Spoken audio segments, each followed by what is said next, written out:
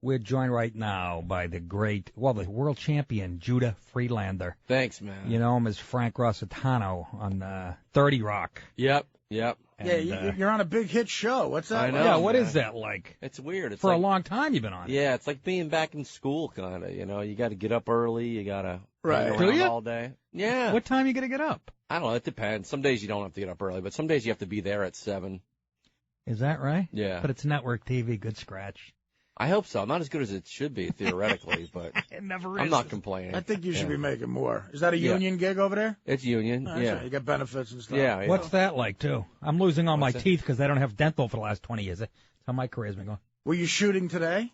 No, I was off today. I filmed yesterday, so today I was off. Didn't I read you're in a movie, too? Did you just shoot another No, one? my movie career's kind of been done the past few years because of, I haven't been able to because of 30 Rock, and then I think in the last few years I think I've had 2 auditions in the last 2 years.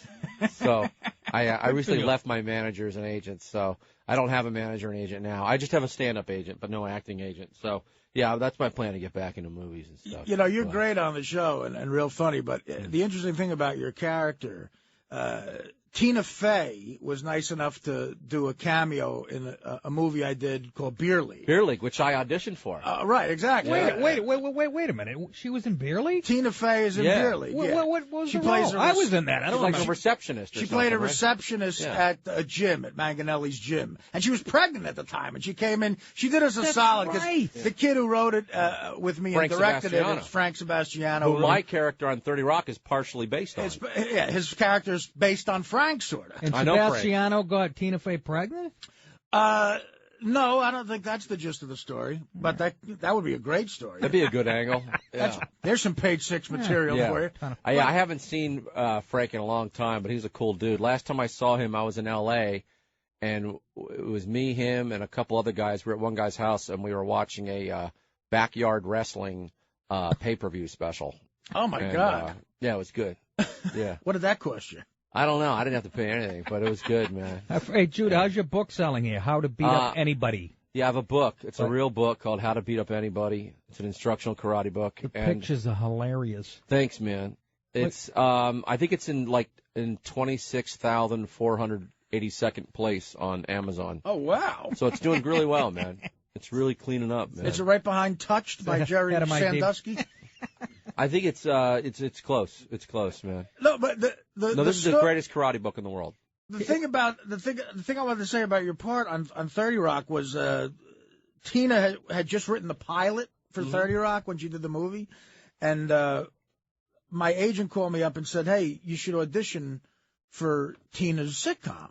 Because there's a part that's sort of based on Frank, and it'd be good for you to do, blah blah blah, and so I said, yeah, that'd be great. So they sent me the pilot, and I read it, and I thought it was funny, and the audition was like at 8 a.m., and I got all messed up, and I overslept, and I missed the audition. I don't believe that story for a second.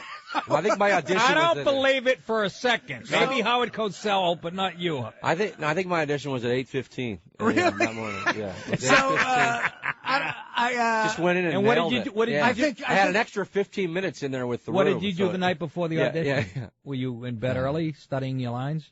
What's that? The night before the audition? Oh, I don't remember, but I probably learned my lines. Yeah, I was probably practicing. See, Artie, there's a lesson there. Yeah. I think you lucked out, man. For me. Yeah. Well, thanks, man. I never knew that. Yeah, it was weird because Tina was she was very pregnant when I auditioned for it. I think she was like, ready to give birth in like a few weeks. Like the kid's hand was sticking out? You mean? Yeah, it was like waving to me and stuff. Yeah, and then so they auditioned for it and it was good and then like I don't know 5-6 months later they told me I got it. So for that whole time I knew I was like the top choice or one of the top 2 choices, but I felt like a good grasp on the character because it was it really read to me. I didn't know it was apparently there's a few people that it's based on, but and it's called Frank and the guy's Italian, so I just assumed it was Frank Sebastiano. Yeah. Who I knew some. I haven't seen him in years, but I know him some. That's very Tina Fey to hire a Jewish actor to play an Italian role. Actually, I think I'm actually only a half Jew. My mom's Catholic, but I think I might be the only Jewish dude on the show. Really? Yeah. Is that right? I thought Yeah. Tracy Morgan had converted. Yeah. He may have. He may have converted back, though. The homophobiaism. Yeah. But, No, Frank was an amazing writer on Saturday Night Live for years, so that's how he knew Tina. And he wrote for Weekend Update. Right. He wrote all Norm Macdonald's great jokes. Right. And didn't he co-write a movie with Norm, too? Or? Yeah, that's how I met him. On The Dirty movie Work, right? Dirty Work. Yeah, right. That's what I thought, yeah. So then me and Frank wrote Beer League, and Tina, he got Tina to come do it. And, yeah, she was all pregnant, and she had to come to Jersey.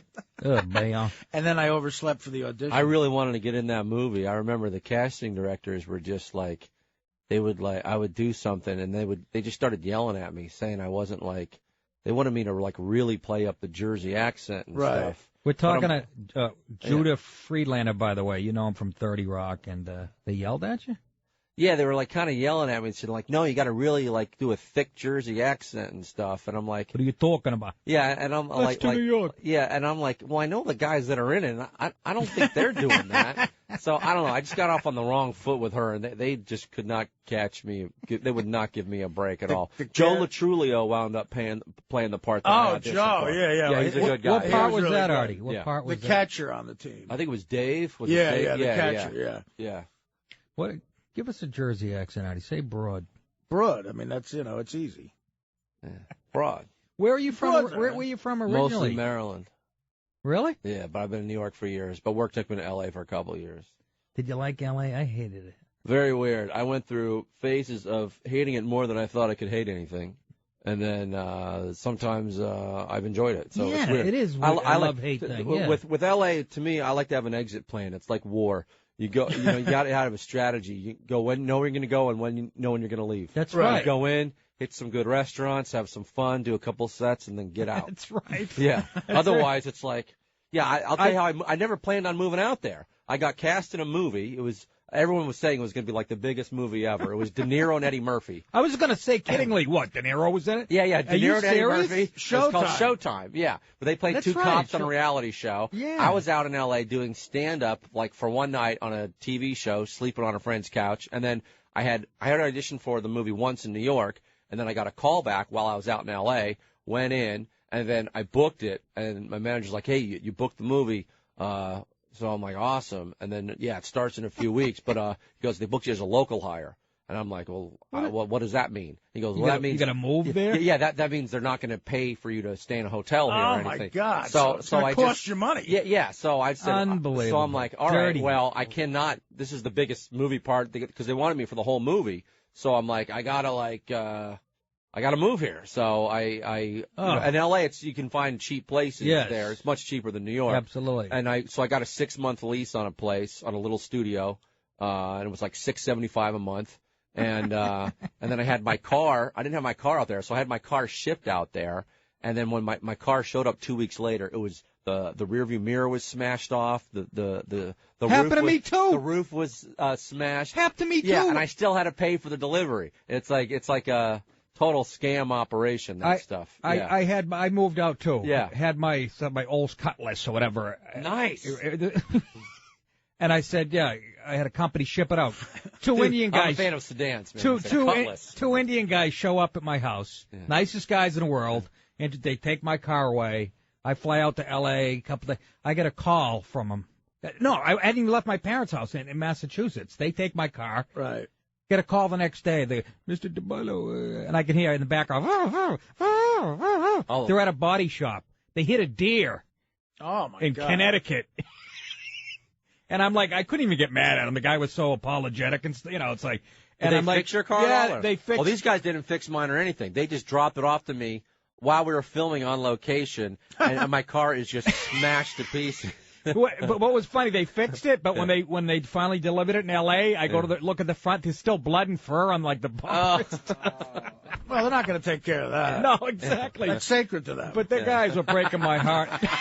That's sacred to them. What do you call that? The paw, the hoof? With Todd, I had a car delivered out there. Again, a similar story. When I first moved out there, I'm living at the Oakwood Apartments in North Hollywood. Yeah, I know those. I never. Who lived hasn't there, lived there? I didn't. I never did. On Me Barham either. Too Boulevard. expensive for me. I didn't move in. I'll tell you, by the pool there, at about Yeah. 3 o'clock in the morning, you could buy any drug on the planet.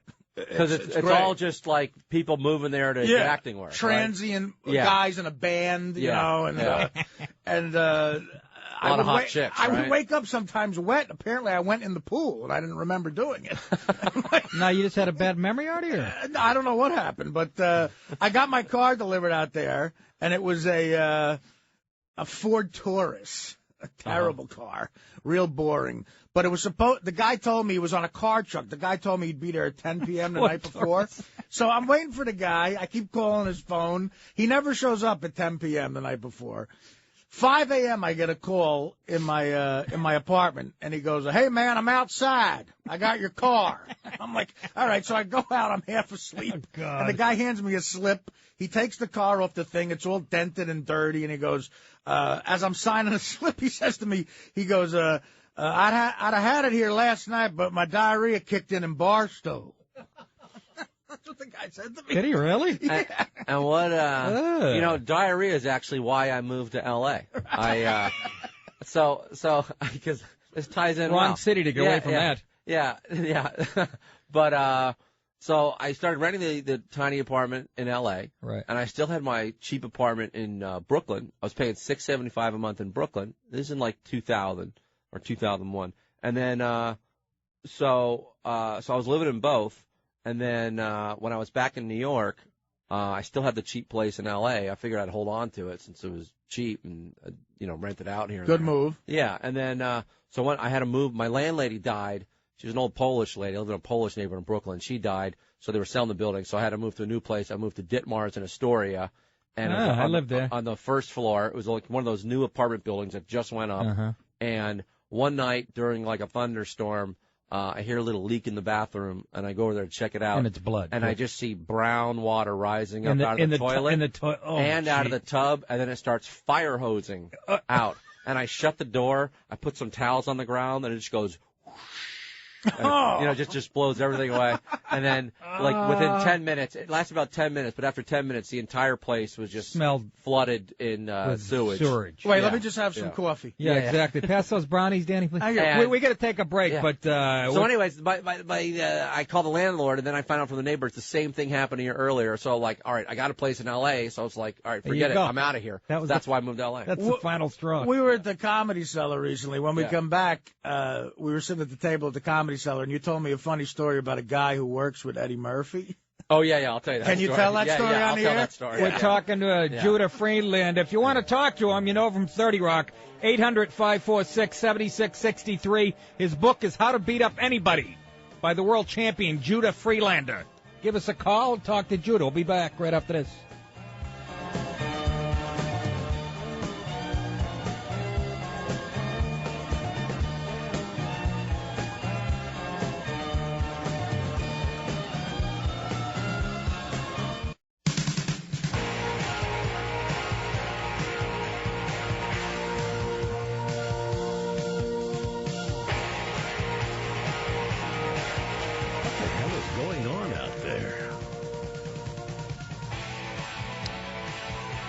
Welcome back to the Nick and Artie Show. 800-546-7663 is the number. And don't forget, December 5th, we'll be on XM, Extreme Talk, Channel 165, and nickанdartie.com. We're always streaming 24/7 live.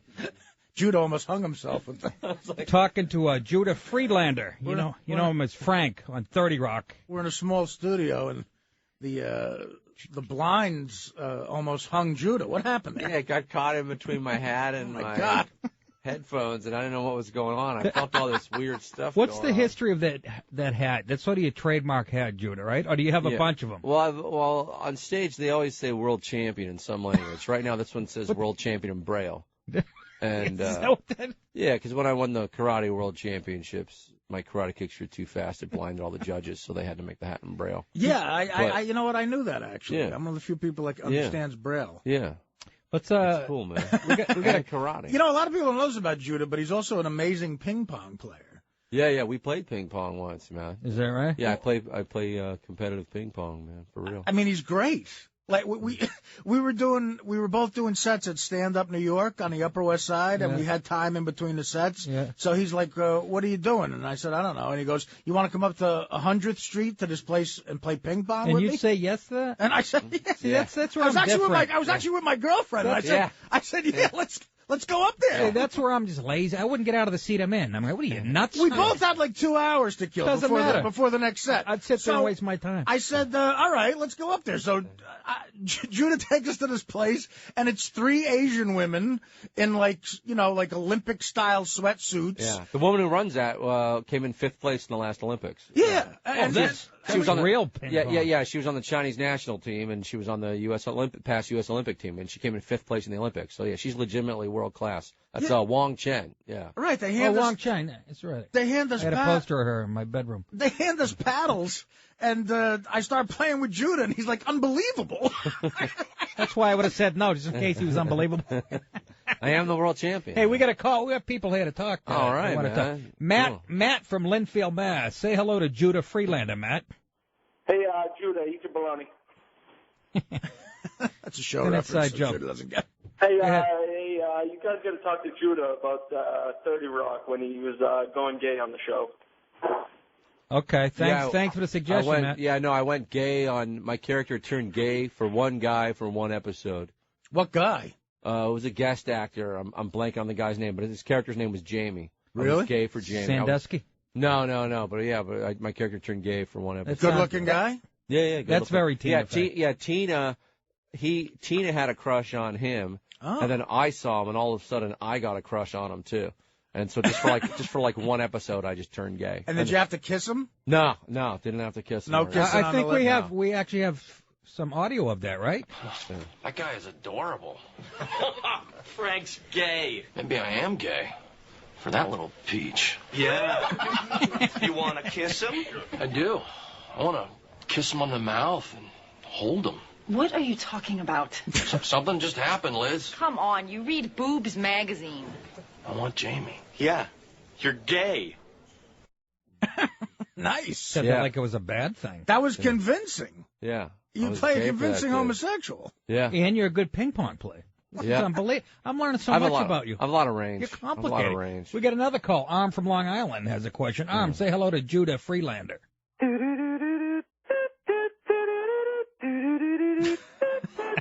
think that's the best question of the night. It's another show reference. Nick. Yeah. What's up? When you got pulled over in Tarrytown, why didn't you pull over your beer league PBA badge? Sure, that would have Pull it worked. out. That wouldn't get you out of that? I wasn't thinking, brother. That's actually a good suggestion. Did you guys hear Dennis Miller talking about you on the syndicated show the other day? No. I'm sort of paraphrasing. Like this. He went, I'm digging Nicky Dett's new show with that Lang kid, but he seems to be stuck on this buzzword. It's like, more Chooch than Randy Rhoads and Ozzy Osbourne, for Christ's sake. Stuck on what? The buzzword. And what was the buzzword? Your connection's bad. What? Oh, Chooch. Chooch. Oh. More Chooch than Randy Rhoads and Ozzy Osbourne, for Christ's sake. I don't know. Well, I'll have to call Dennis and go, hey, give me another word. Judah. Yo. What was the point of the writer's strike? Like, what exactly did that accomplish? I just don't. It seems like. That's a good question. But I'm gonna give you an answer. I play a writer on the show. I'm not a writer on the show. But technically, you're a writer, though. Yeah, no, I think and you're in the front lines. Yeah, but I'm a comedian. Comedians are non-union. We all write our own stuff, and there's no union in comedians. It's just every man for themselves. You have no dirt at all about that. But you have. Well, I mean, I just know what other people know from reading stuff. Is on the writer's strike. I think the big issue was residuals and non-residuals for web content. Right. Because almost everyone under 25 now doesn't watch a TV show or a movie at the movie theater or on TV. They all watch them on their cell phone, on their or on their laptop. What better place to watch a movie? Right. And I don't want to cross it over to sports, but like, aren't you paid to do a job though? Like, does a construction worker get paid every time you walk down the sidewalk? He pays. No, dude, that's a valid point. That's a valid point, man. Like, I don't get that analogy. No, he's basically saying it's like you do the job once, and then that's what you should get paid for, not if they like start re-airing it. But this is for all three of you. Do you find these guys very replaceable? Like this Harvard team, you just know they've never said a funny thing in their life, and you just find them just completely expendable.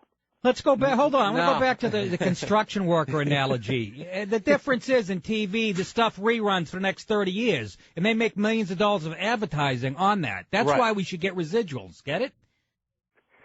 Yeah, see, because here's the thing. There's all. Thank you for the call. Yeah, when a show goes in reruns, it's like whoever owns the show or the network who owns the show still makes money. They're making millions or billions of dollars. Yeah. So they're just saying, hey, the person that created that show, they should get a little bit of money too. Yeah, that's all that strike was about. Exactly. Yeah, it wasn't. How ballsy of the writers to ask for. Yeah. And writing is the hardest part of the whole process. Yeah. We still. The writers, it doesn't matter where. It doesn't on the writers on 30 Rock or whatever show. It doesn't matter if they never went to college or if they went to Harvard. If chances are, if they're writing on a top comedy show, they're really good. That's right. You know what I mean? You know, in movies, we always. I never understood this, even when I was younger. Yeah. We always praise the director for the great. The hardest part is sitting down and writing that movie or that book. That is yeoman's work, man. Yeah. Okay, camera shots. Look, it can make the difference in a movie. I understand that. And but TV is more writer heavy than movies are. Movies are more visual, and TV in general is more. The main creators are considered the writers. That's right. Not the directors. And certainly for sitcoms. And it's hard to do, man. It is hard to create something on that blank page. Yeah. So whether you like a show or you think it's like the worst thing you've ever seen, there's definitely been a lot of work put into it. You know what I mean? Can you stick around for another segment? Yeah. We're going to take another break. I'm good to go, man. We got Judah Friedlander here from 30 Rock. He's got a book, How to Beat Up Anybody. Yep. It's a bestseller. And don't forget, we're on nickandartie.com. We're going to be on Jimmy Kimmel Monday. So stay up for that, baby. Cool. November 21st, me and Artie will be out there flying 6,000 miles to do 4 minutes of television. But it's going to be the best 4 minutes you've ever seen. Be back right after this.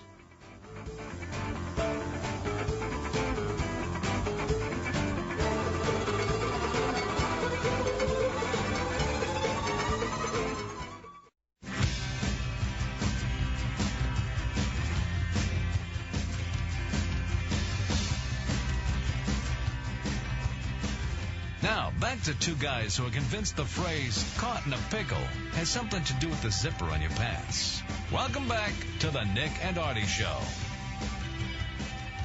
Welcome back, ladies and gents. The Nick and Artie Show. Judah, I'm looking at your book, How to Beat Up Judah Friedlander, by the way, from 30 Rock.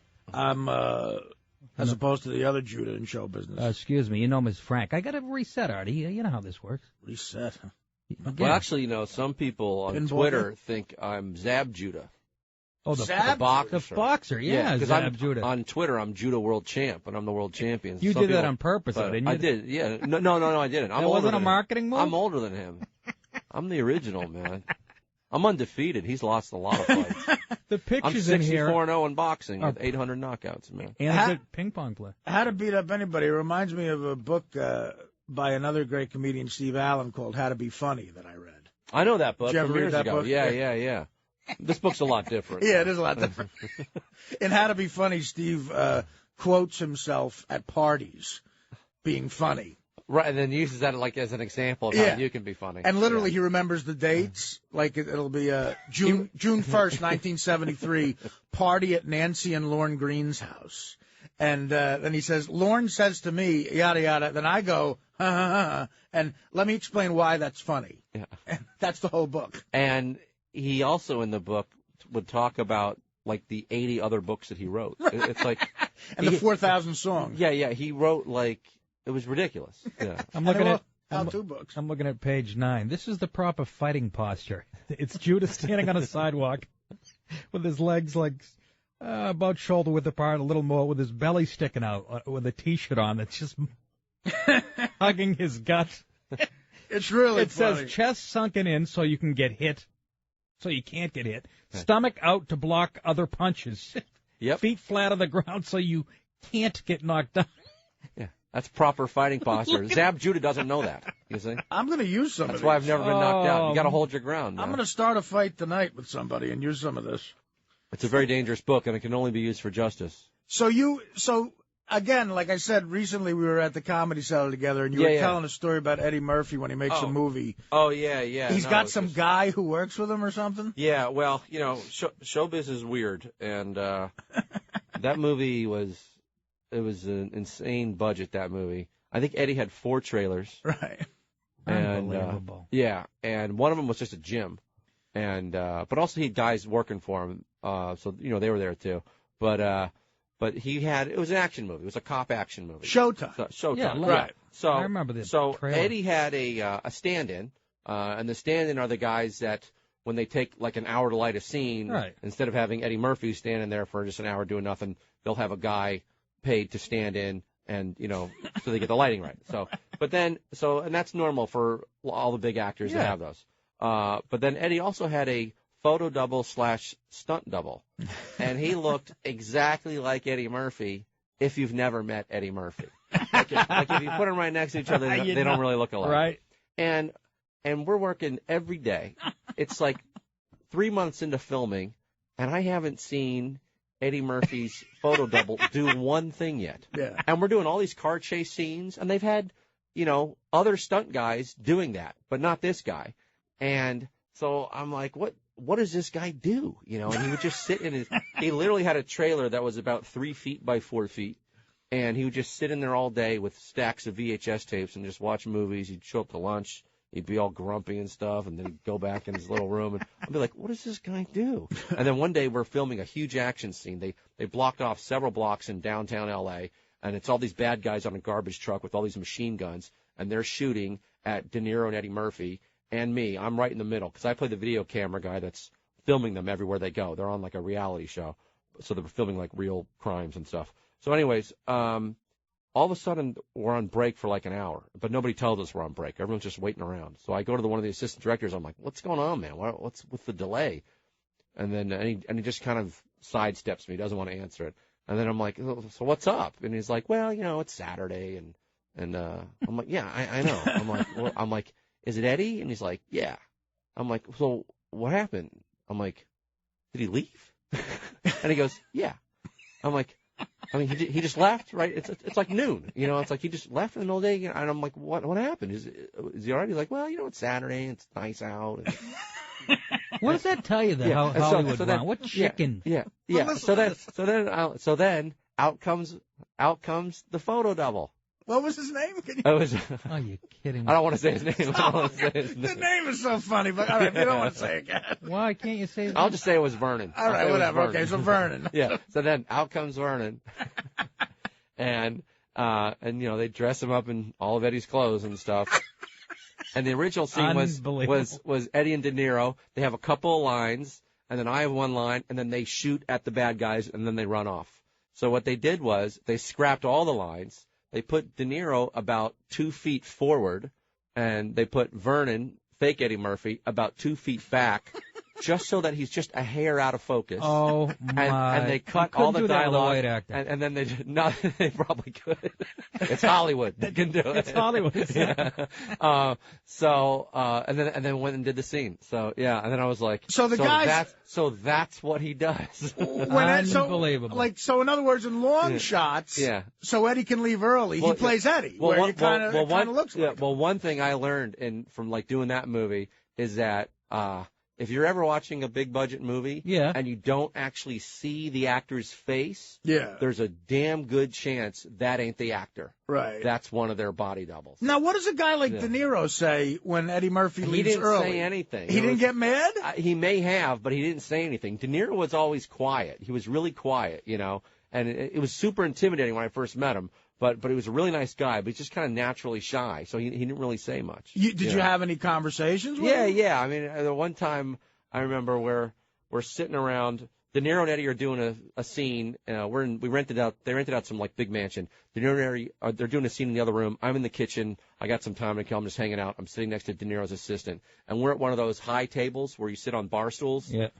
And then there's a break. De Niro comes back, and the only other chair there is Oh, it's a commercial? Yeah. The only other chair there is like a regular chair. Can you stick Yeah, around? I will. Yeah. Stick around. I want to hear the end of this. I'm hanging out. We're getting the inside scoop from yeah. Hollywood, from a guy who works with Tina Fey, Alec Baldwin, all the heavy hitters. No, this guy's been in movies Meet with the Parents. big I was stars. also in Spring Break Lawyer. Let's not forget that. It's Judah Friedlander. It's the Nick and Artie Show, 800-546-7663. We'll be right back.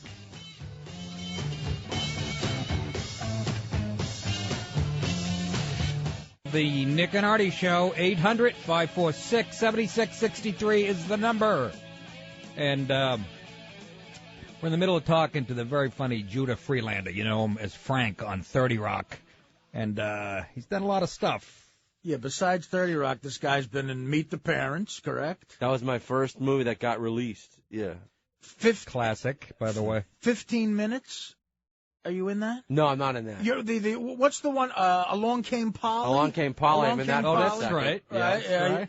And Showtime, we were talking about De Niro and Murphy, and you were talking about interacting with De Niro. Oh, yeah, I love yeah. stories like that Yeah, because yeah. I'm such a fan of his. Yeah, he's great. Eddie Like, Murphy? super.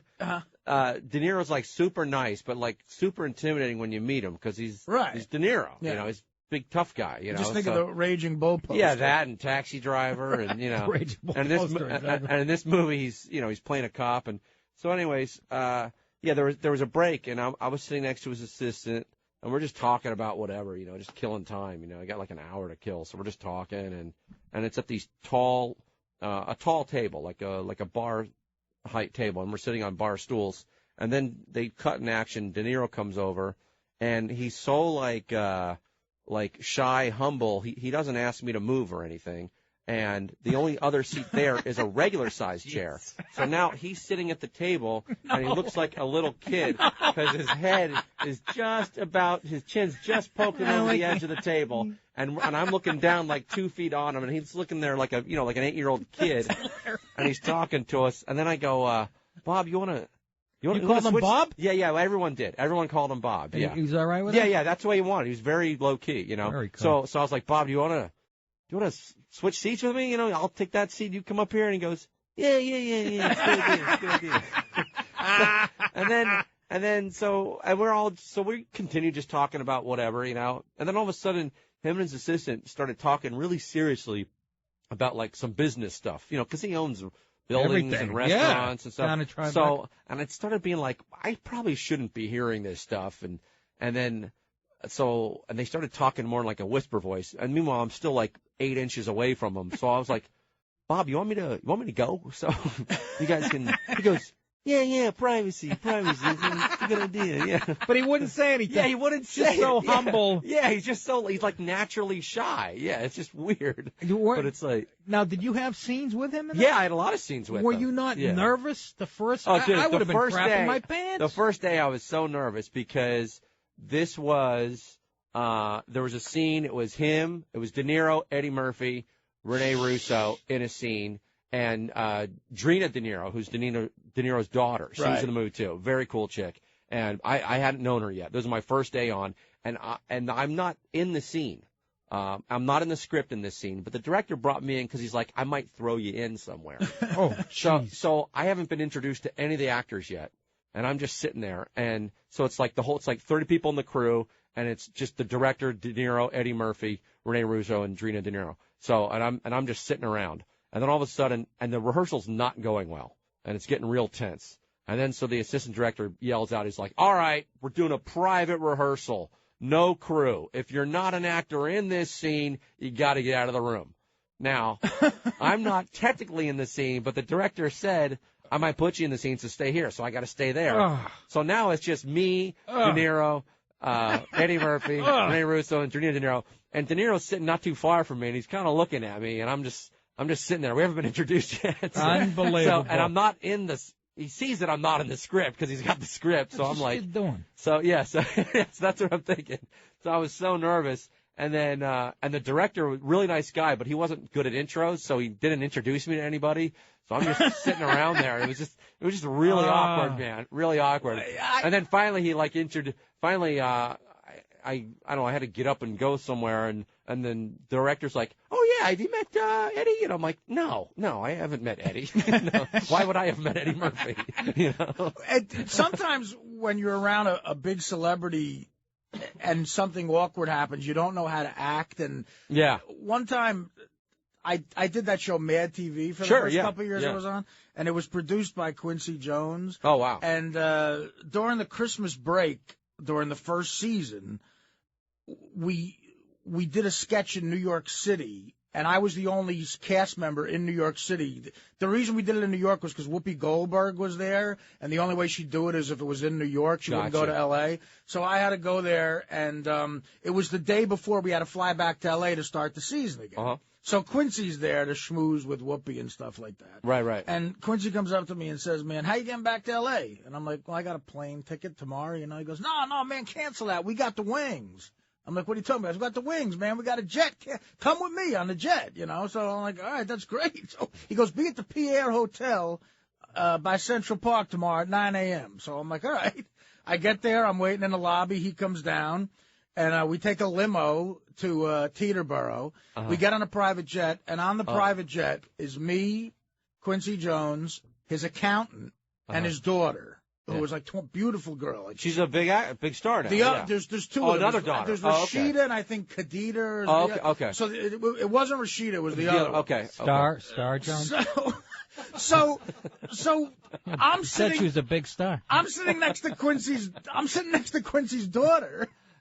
On the jet, and he starts talking to his accountant about business, and the jet takes off, and I don't know what to say to Khadija Jones. I have nothing in common with her. 10 minutes into it, she gets bored with talking to me, and she picks up the phone on the plane and calls one of her friends in Bel Air and talks to the friend for 5 hours.